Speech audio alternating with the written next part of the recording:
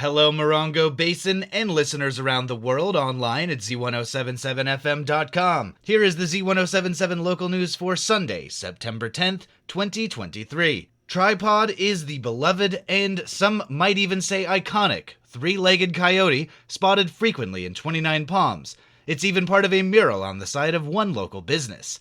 Though coyotes have a fearsome reputation as high desert predators, the sight of a wounded coyote hobbling through desert brush or down a driveway is more likely to inspire sympathy than strike terror.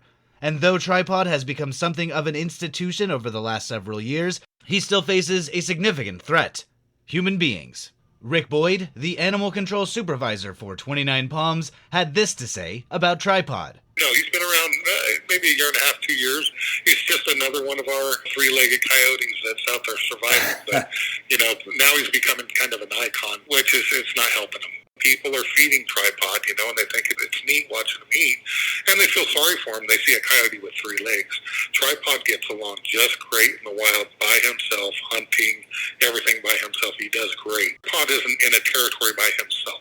All the territories where you see coyotes, that's their family territories. How did Tripod lose his leg? Boyd can't say for certain, but he knows the most common ways coyotes can lose a leg in the high desert. Some of the times that I've seen is, the bear traps, the snap traps. I've seen them get their legs in those, and I've seen them running around with those on their legs. They'll actually chew off their leg to keep going. And so I'm not positive on him, but I have seen that happen and seen it happen here. In fact, I'll get traps. They're illegal in California, but I'll get those snap traps that I find in the desert, and they'll be like a half a coyote leg. Boyd explained that Tripod's popularity among residents and visitors to the area may unfortunately be his undoing. He stressed that feeding wild animals is one of the worst things you can do for them, and that there are laws against feeding coyotes.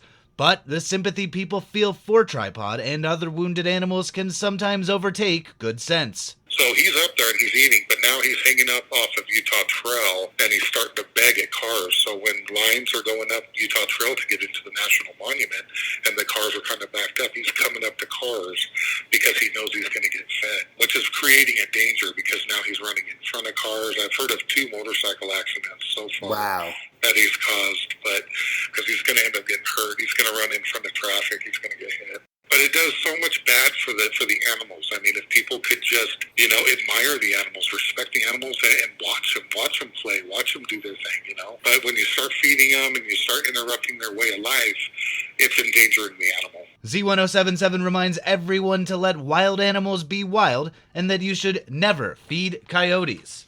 That's our local news. Hear local news 7 times a day, 7 days a week at 7, 8, 9, noon, 4, 5, and 6. Reporting for the Morongo Basin News Leader, the award-winning Z107.7 local news, I'm Jeff Harmetz.